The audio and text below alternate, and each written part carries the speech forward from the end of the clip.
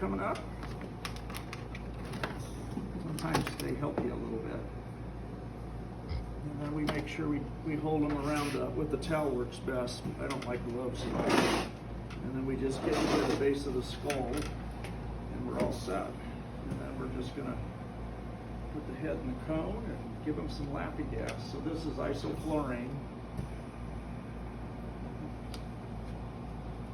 I know you had emailed me and I sent you back an email about 2 weeks after you sent me the one. You never got that one? I did, and then I knew it was in October, and actually it was yesterday. My daughter's like, Lizzie's nails are starting to feel kind of sharp, Mom, and I'm like, I just Forgot. yeah. And luckily it was, I was still able to be squeezed in because I told her I always squeeze people in. So You- what you prompted told me you a to long take time the ago. one bird to Dr. O?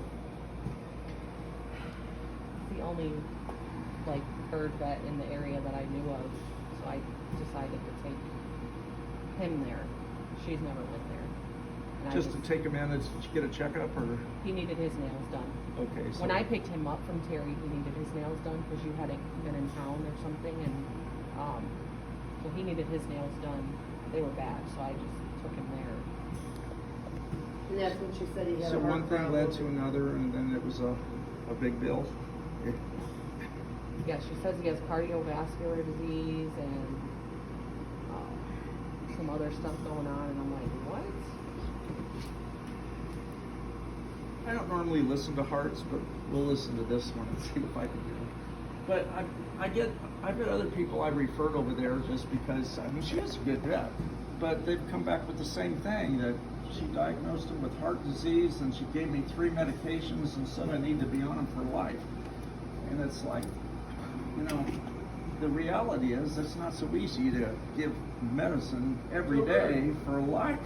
It just isn't. Yeah, and I told her, I said, my birds have been seeing, a vet and never issues. And she asked who, and then She doesn't like me. no. I found that out. And you've never said anything bad about I her. don't know why. The only thing you ever never- said about her, Scott, in all the years I've known you is, do you remember what her nickname was when you were in college? The walking encyclopedia. Well, but she's got a photographic memory. I know. She's No, I'm saying, I meant it incredibly nicely. You said intelligent. she could repeat everything verbatim. You've never said a nasty thing about her. No No, matter how never much once. shit I throw in front of your face, you never say nothing bad about her. And Lord knows my friend Lynn threw it in your face for a lot longer than I have. I take it you want to keep the wings trimmed. Yes. So we got blood feathers coming in. Birds molt more in the in October than any other month. So, and you can cut a blood feather, but you can't dare cut that part. Yeah. So you'll have a few of these creeping back out on you. And I usually, this is what we call a shortcut, which means that the cut is underneath the coverts, which are the next row of feathers. And that is a no-fly cut, period. So you could take this bird outside and it wouldn't do anything except just Yeah. angle down. This bird's always been a very pretty bird, had nice feathers. And you got one broken tail feather, so when we get that, we just pull them. And then that'll stimulate a new one to come in right away. And here's another one that's going. And then the other thing we always do is check the oil gland. And that's the only gland on the skin of a bird. So, and that looks normal. You can see 2 little bumps and there's a little stalk between it, and then the feather that sticks out of it they call the wick. So when birds rub on that, that stimulates some oily stuff to be released from the gland. It makes this greasy, and then they get it on their facial feathers, and when they're preening it elsewhere, they spread it around and smell them out. So it helps waterproof the bird and keep the feathers in good condition. These are powder birds, so they produce dust, and dust also waterproofs birds. So when you put water on a cockatoo, I mean, it's pretty cool. You can't get them wet. They're hard to get them wet when you take them in the shower. And we usually put some alcohol on the front of the bird. And alcohol's a wetting agent, so it goes right through them and mats the feathers. And then this spreads the feathers so we can get a better look at the body. So and all cockatoos all parrots are bald from the neck to the butt. But the strip of baldness is bigger in a cockatoo than any other parrot. So that's almost 2 inches across of no feathers. So that's normal. And when you keep going up, it's bald all the way up there. So This is so funny looking. breastbone, the skin over the breast is paper thin, so you can see right through to the maroon colored breast muscle. So when you eat chicken, there's your 2 breasts from Kentucky Fried Chicken. There's your drumstick right there. These are ribs, and you know they have ribs just like us that do not attach to the sternum, or that would be comparable to our sternum. So, but that's what those are. They do have a belly button right there. You can just see the little fold of skin. So that's where the bird was attached to the yolk when it was in the egg. And these bumps are the pubic bones, and that's part of the pelvis. And then below that is the vent. I And see the belly button you got. In all the years I've known you, I've never heard you say they had a belly button. they're biggest in African grays. So on this one, it's just that little Yeah. fold of skin right there. Huh. So the vent's clean, and there's a little sac inside the vent called the cloaca, and the lining should be pink. So like when you check for color in the dog or cat, you look in their mouth, and a bird, you look in their butt. Oh. So it's easier for me at least when they're asleep. So we know the bird's not anemic by looking at that. The bottom of the feet are good. These are normal wear spots. And that's just where he puts all the pressure, and he just wears the scale off, and all birds do that. So they have 4 digits instead of 5 like us, or most mammals. And there's no arthritis in any of the toes. And then we can also just wiggle and move the feet and the legs, and there's nothing up here. There's the knee and the hips way up there on a bird. So that all feels good. This bird always was good. Yeah, that's what Terry said. She said that. The other one never liked me.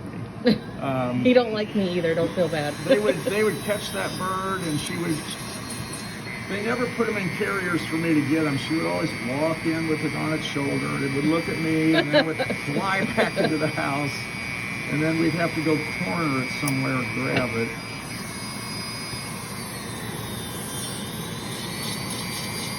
How did you find Terry? Have you known her, or? No, actually, I was looking for an African gray, and I was online, and I came across Lizzie's post a few times, and I was like, no. And then I didn't even click on it. She had him on, like, I think it was called Bird Now or something. She was trying to sell him. And she said, actually, that she had a couple people contact her, and she emailed a couple back, but she never, like, went through with it. She said I was the first to come and meet him, and he liked me for the first, like, week, and then I took him to the vet, and then he was, like, done with him. Well, I had a bad experience, and you were closest to blame. Yeah. These are pretty good nails on this bird, but we'll take a little more off and flatten them.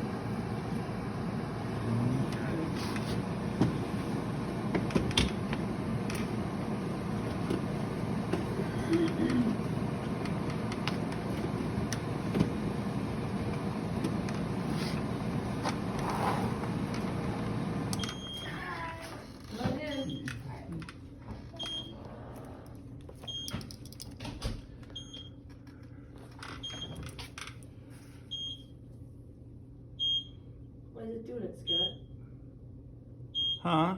Why is it doing that? Because I turned off the power. Oh, I just want to listen to the heart. oh. See if I can hear a murmur.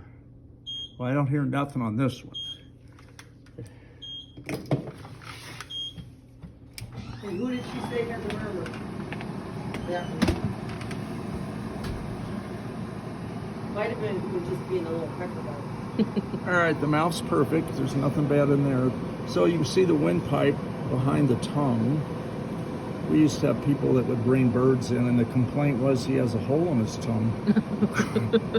And the slit in the roof of the mouth, that's the back of the nose. So we call that the coena. The eye looks clear. There's the ear. Birds almost never have ear problems, but every once in a while they'll get clogged up with wax. All right. We've got to wait real quick before this bird wakes up. You gonna hold him or leave? Hey, once you hold him, you won't get bit, I promise, because I'll have the head. 507, so that's right in the normal range with this bird.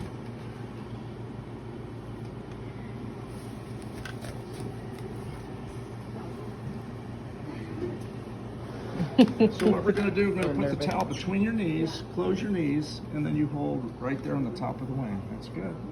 The bird might scream, so don't freak out. But Scott's got the head, so you're going to scream up in bit. That's right. You'll bite me unless I let go.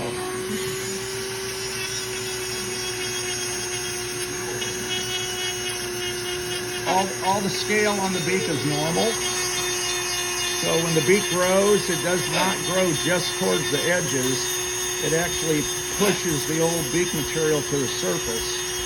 And then it kind of dies and it turns white, and as it builds up and gets thicker, so you can see all this white stuff, that's all old growth. So some birds are a lot better than others at rubbing that all off.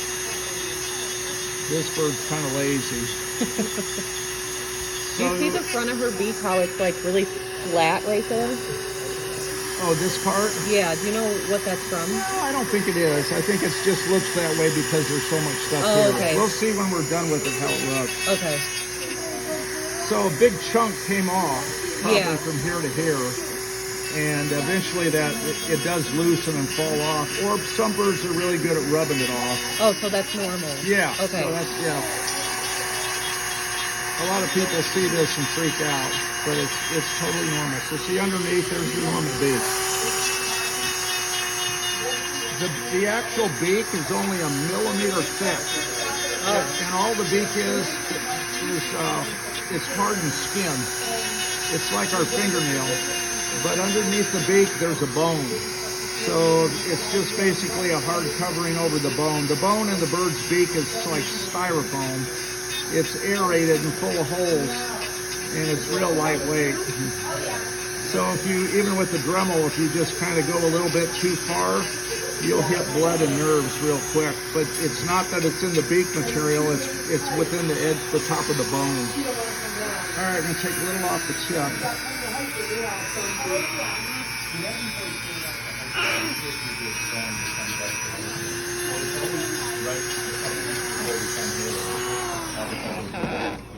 Then we're going to take some air and blow on the bird.